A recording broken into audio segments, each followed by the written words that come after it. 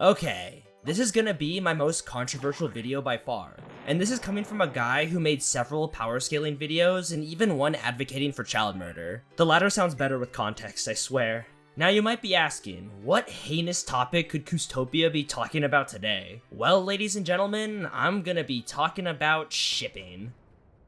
When I first started talking about Undertale and Deltarune, I swore to myself that I'd stay away from the nefarious rabbit hole that is shipping. When I was in middle school, I used to dabble a bit in the shipping community, and boy does that stuff spark wars. There's a question that I saw floating around Twitter recently asking if you'd rather have a power scaling son or a shipping daughter. And let me just say that the power scaling son fears the shipping daughter. Hell, Death Battle, a series dedicated to power scaling, wouldn't touch shipping with a 10-foot pole.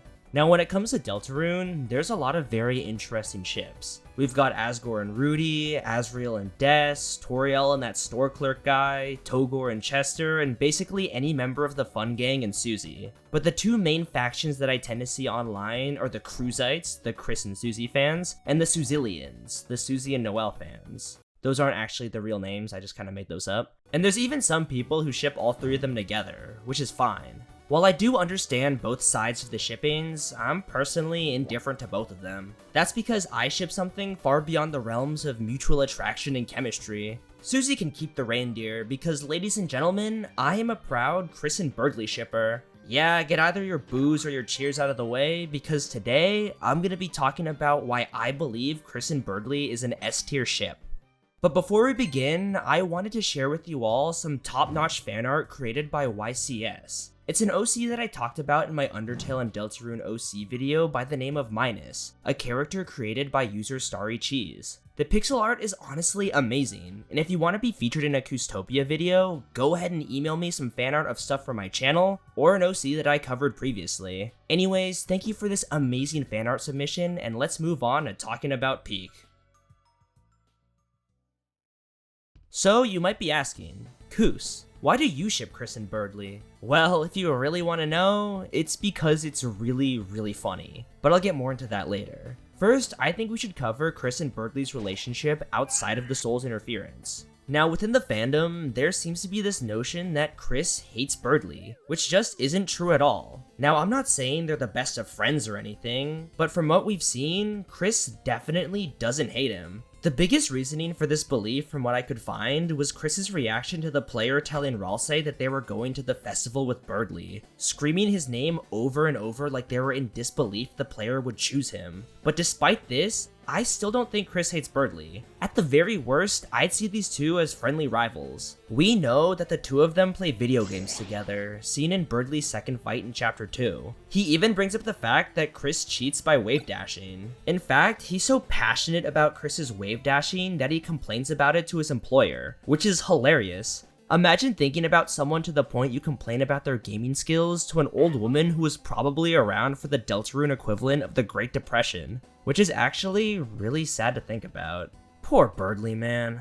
Anyways, like I said before, the two are both gamers, and I'm not sure how canon the Spamton sweepstakes are, but the two of them even play Minecraft together. It also seems like Kris enjoys pranking Berdly, which is something they used to do with Noelle. There's even a line in Chapter 2 where he tells Kris to shut up even though they didn't say anything, which implies that in the past, the two of them might have bantered more together. Kris even brought Berdly to the hospital after the events of Snowgrave. So it's quite obvious that Kris does not hate Berdly. They just like rage baiting him, which I mean, come on, who hasn't rage baited their friends before? People could also argue that Berdly doesn't seem to like Kris, due to how much he antagonizes and taunts them. But throughout the game, Berdly does have moments where it shows he definitely does like Kris. He expresses genuine relief that Kris survived being with Susie at the end of Chapter 1, he tries to bring specifically Kris over to the Queen's side in Chapter 2, he opens up to them about his feelings toward Noelle, which I can't really see him doing with any other character, he's genuinely touched if Kris gives him the present in Chapter 2, and within Chapter 4, he actually shows interest in going to the festival with Kris. Personally, one of my favorite Kris and Birdley scenes is the one where Kris tells Berdly to stand in front of Rudy's hospital window so he can get stuff thrown at him, with Berdly essentially telling Kris to get a job. Now, after everything I've said, it's clear that these two don't actually hate each other, but unlike the other big Deltarune ships, the two of them don't exactly have big on-screen moments that give it massive shipping power. But luckily for me, on-screen moments mean nothing in the face of delusion. But for real, Kris and Birdley as a pairing would be hilarious for so many different reasons. For one, imagine Susie, Noelle, and even Ralsei's reaction if Kris and Birdley started dating. Alright Kris, me and Noelle are gonna go explore the festival. By the way, who did you decide to bring anyway? Wait, why does your shirt say player 2? Kris? Who's player 1?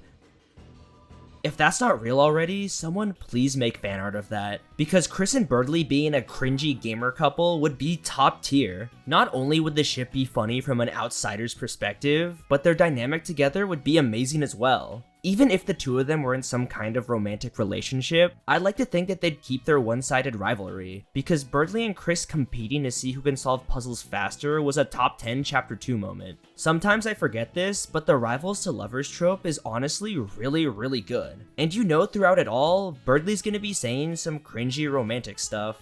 I remember that someone once said that Berdly would refer to Kris as my baby, and I think about that often.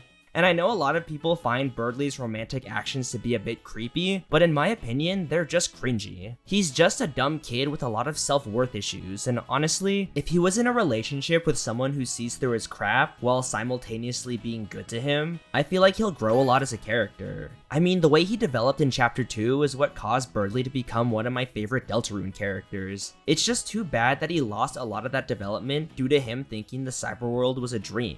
But it's like Queen says, there's nothing wrong with him, he's just annoying. Also, I think it'd be hilarious if there was a moment where Berdly's just yapping about some nerd stuff to Susie and Kris, and while he's yammering, Susie turns to Kris and is like, seriously? This is the guy you like? And Kris just turns to her and says, yep. Out of every character you could ship Berdly with, I just see Kris working the best for him. Noelle already yearns for the dinosaur, and just sees Berdly as a friend. Susie may have been the one who kickstarted his character development, but she can't stand him and is already kinda interested in the deer. And Ralsei, I'll get back to you on that one, because I genuinely have no idea. But Kris fits that perfect balance of tolerating or even being friendly with Berdly, while simultaneously being able to humble him just in case he gets too abrasive. Both also seem to have quite a bit in common as well. Both are, of course, pro gamers, they're both knights in the dark world, and both have a weird relationship with Noelle. Another extremely interesting thing the two seem to have in common is they both have similar insecurities. Throughout the game, we never see Berdly's family, and with his backstory in chapter 2, it's very likely he's a victim of child neglect. After finally getting some crumbs of attention, he began to crave it, putting on this persona of some brilliant intellectual, terrified of what could happen if someone discovered his mediocrity.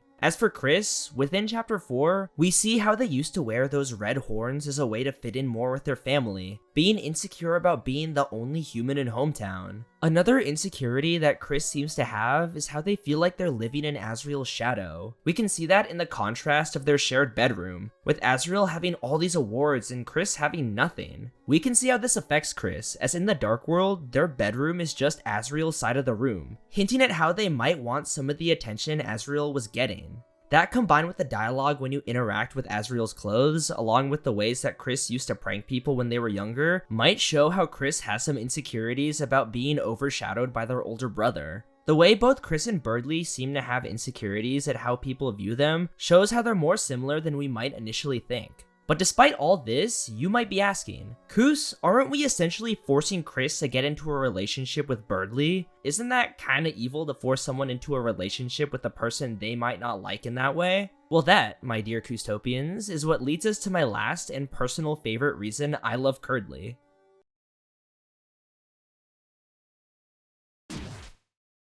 It's the spite.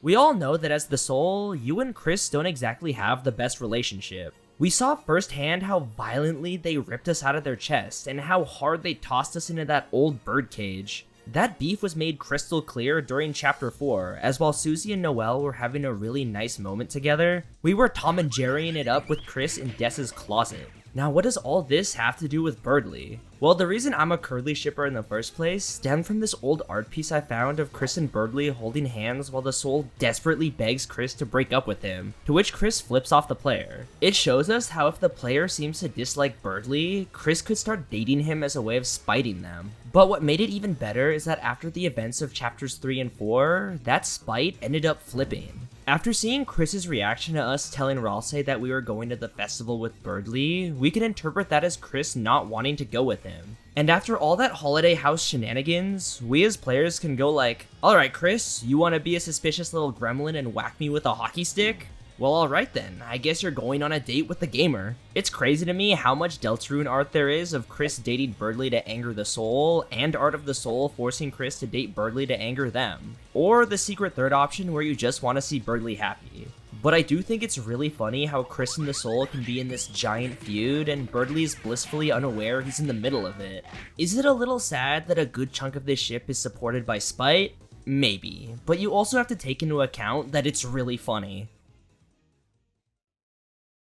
Now, after everything I've told you guys, you might be saying how most of what I talked about is conceptual, and that all I'm going off of is how potentially good these two could be together. But isn't that what a vast majority of shipping is? Contemplating how good two characters could be together regardless of canon moments? This is shipping, ladies and gentlemen, and I'm the same person that ships Tenna and Metaton. But yeah, despite how a lot of my love for Kerdly stems from the battle of spite between Kris and the Soul, their history together and interactions in-game could definitely make me believe these two would make a good couple. Also, I believe Berdly deserves some happiness. Like I said before, he's just a nerdy, insecure kid, and maybe with some friends or something even more, he'll become a lot better. Anyways, thank you all for tuning in to another one of my insane ramblings, and I will see you all in the next video.